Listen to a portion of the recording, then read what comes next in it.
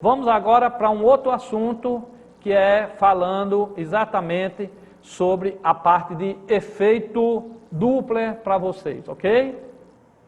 Acompanha aí a figurinha. Efeito Doppler. Que danado é isso? Então, pessoal, nós temos aqui um carro se deslocando aí para a direita, né?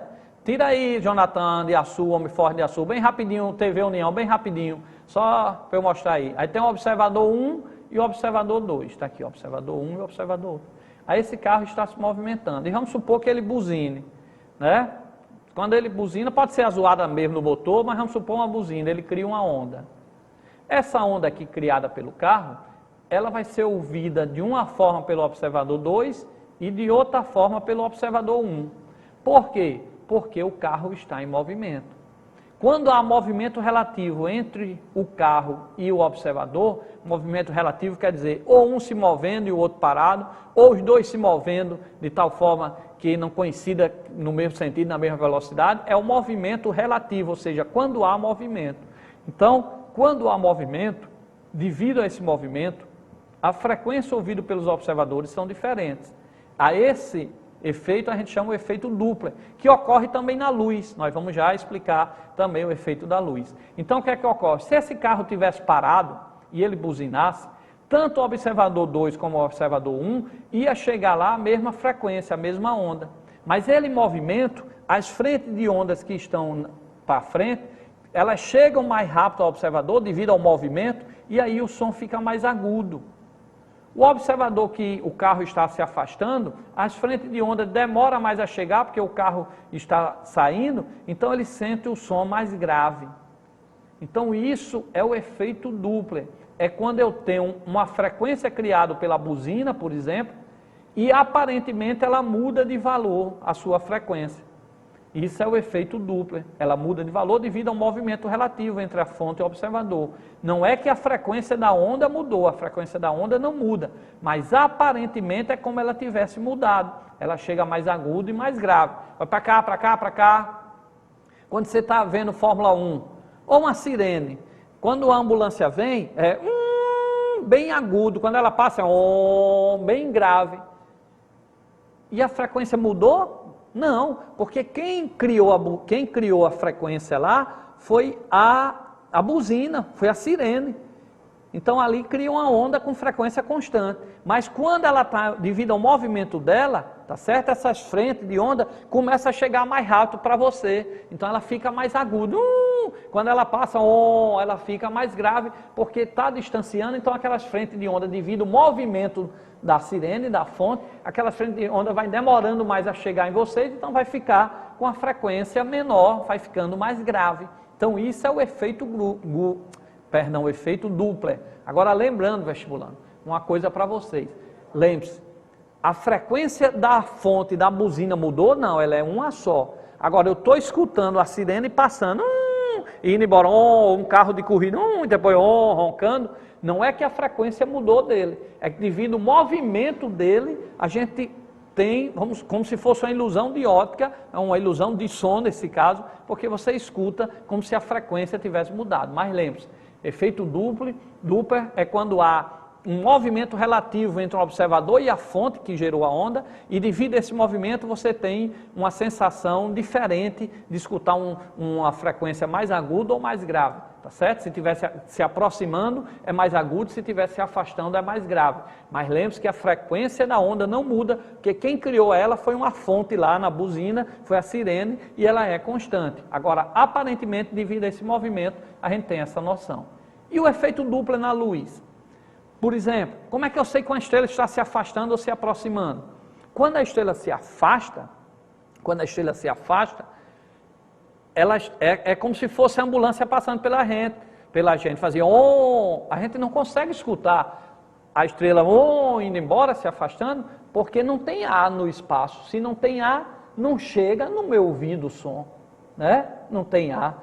É como Superman, quando ele sai da atmosfera, quando chega lá no espaço, e a namorada dele, socorro, e ele volta para salvar, não tem como ele escutar, ele podia ter o melhor ouvido do mundo, mas a onda criada por ela só iria até onde existe o ar, até a atmosfera. Depois da atmosfera não teria ar para chegar no ouvido do super-homem, a não ser que ele levasse o ar, uma camada de ar o tempo todo, aumentando, à medida que ele fosse aumentando essa camada de ar para chegar no ouvido dele, mas não chega, tá certo? Então a gente não escuta a estrela se afastando. Se a gente pudesse escutar, tivesse o ar no espaço e a gente pudesse escutar, então bastava olhar. Quando a estrela fizesse, olha, veja que ela está se afastando. Quando ela estivesse se aproximando, fazia a mais agudo, como a sirene, veja, ela está se aproximando. Como o espaço não tem ar, o som é uma onda mecânica, ela necessita do ar para se propagar, tá certo? Diferente da luz, que é uma onda eletromagnética, que o Sol cria ela através do movimento de carga elétrica, a carga elétrica e o movimento cria onda e ela vem do Sol até a gente, passa pelo vácuo. Então a onda eletromagnética ela não precisa de meio material para se propagar, ou seja, ela se propaga no vácuo. A onda sonora não, ela é mecânica, ela necessita desse meio para se propagar. Como a gente não vê, não escuta então a estrela vindo, ou a estrela indo, mas a gente pode ver de outra forma, através da luz. Quando a estrela está se afastando, ela se aproxima do vermelho. Quando a estrela está se aproximando, aí aumenta a frequência, a luz, já que eu não escuto o som, o agudo, eu vejo a luz ficando mais azul, que o azul, ela tem uma frequência maior do que o vermelho, nós vimos isso, explicamos na aula passada também, inclusive, essa parte do espectro eletromagnético. Então, no caso da estrela, quando ela se afasta, ela vai ficando mais vermelha, quando ela se aproxima, ela vai ficando mais azul. Um carro, uma ambulância, quando se aproxima de você com a sirene ligando, ela vai ficando mais agudo. Quando ela se afasta, ela faz... Quando ela se afasta, ela vai ficando mais grave. No caso da luz, quando ela se afasta, ela se aproxima do vermelho. Quando ela se aproxima, ela fica do azul. Vamos ver um videozinho aí da estrela rapidamente, tá? Para vocês terem uma ideia aí, como é que ocorre esse efeito Doppler, no caso do espaço da luz. Ok? Vamos passar um videozinho para vocês, mostrando isso aí na telinha aí para vocês. Ok, Jonathan? Manda a bala aí. Se aproximando, ela fica mais azul, agudo, se afastando, ela começa a ficar vermelha. Se aproximando, mais agudo, azul, se afastando, ela faz uma onda com comprimento maior, mais vermelha. Então volta para cá, vestibulando, e vamos falar um pouco da fórmula. E como é esse efeito Doppler na fórmula, que pode ser cobrado, professor? Estou fazendo biométrica, engenharia, humanas, tudo bem, a gente já entendeu. Quando a sirene se aproxima, mais agudo, assim que passa, muda o sinal, porque fica mais grave, tá certo? A gente viu que a frequência da fonte não muda, o que muda é devido ao movimento, aí cria uma frequência aparente, tá certo? Então isso chama-se efeito Doppler. Agora na fórmula é o seguinte, acompanha aí, ó, na telinha aí, ó. A nova frequência, a frequência que a gente chama aparente, ou on, né? Ela está relacionada por essa equação que geralmente vem no vestibular, mas quem vai fazer aí para biométrica, tecnológica, tem que memorizar essa fórmula. A nova frequência, ela está aqui, ó, dividido pela velocidade do som normal, tá certo? Do som no ar em torno de 340, mais ou menos a velocidade do observador. A frequência real da fonte também está pela velocidade do som, que no ar é em torno de 340, tá certo? Se for no gelo, ele vai dar lá, é 1300 e tanto, tá certo? E a velocidade da fonte, no caso, se for uma sirene, a velocidade do carro, tá certo? Então eu tenho que ter essa equação aí em mente, ok? A velocidade, a nova frequência aparente, está relacionada com essa equação. E quando é que eu uso mais ou menos, professor? Então isso aí é uma referência para a gente acertar, que a gente vai sempre usar isso, ó, o sinal de mais ou menos para a velocidade, né? VO e VF, para as duas velocidades, tanto do observador como do carro lá, da fonte, é sempre dado orientando-se a trajetória positivamente do observador para a fonte. Então, se o carro está se o observador está aqui e o carro vem no seu sentido, tá certo? Então, a velocidade, se o observador estiver parado, a velocidade do observador vai ser 0.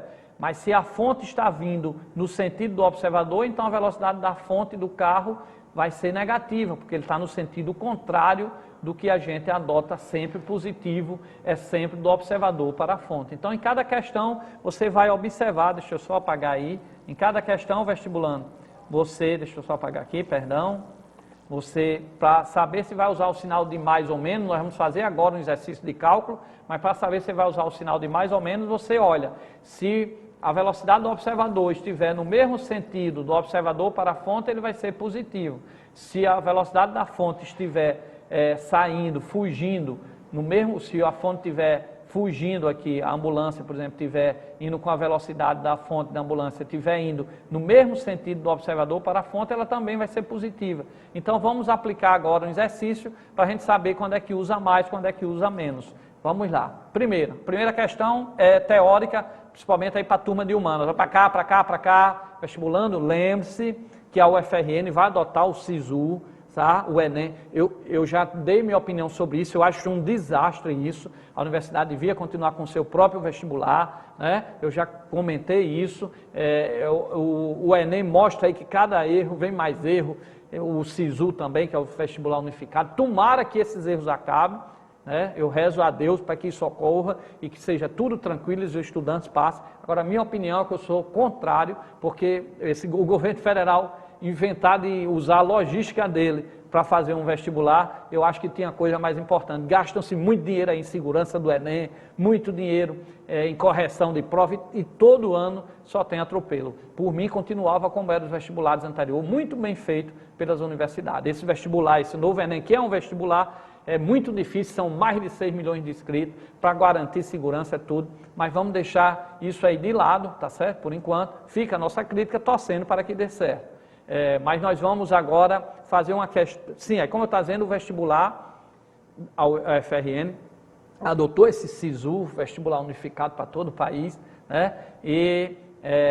Mas mesmo assim ele fez uma média ponderada, o pessoal de biométrica, o peso da prova de ciências naturais e de física e química é um valor, tá certo? Vale um valor maior do que a parte de humanas, tá certo? As outras provas. A redação tem um valor, então vai ser uma média ponderada, cada um vai multiplicar por um peso.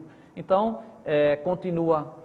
o sistema de peso continua sempre valendo mais aí para a biométrica, as partes de física, de química, tá certo? As provas de humanas, aí química e física já diminui mais de valor, mas você tem que fazer as questões, tem que acertar um ponto mínimo e lógico que cada prova que você está fazendo, ela vai ser multiplicada por um peso diferente, foi o que a UFRN adotou essas semanas aí, colocando esses pontos aí, essas médias ponderadas, por quanto vai ser multiplicado cada prova. Então, em cada área biométrica, ciência da natureza, que é física e química, vai multiplicar por um valor, 3, a prova de humanas vai multiplicar por um valor menor. Então, cada um continua dando mais importância a determinadas matérias, ok? Embora os alunos bons aí, de cabeça lá da frente, de medicina na frente aí, o que vai diferenciar aí vai ser mesmo a redação para o nível de questões que estão vindo aí no Enem, né? E as redações, vocês viram aí, teve uns que colocou um hino de um time, o outro colocou uma receita de macarrão e ganhou a nota máxima, né? Então, porque é um processo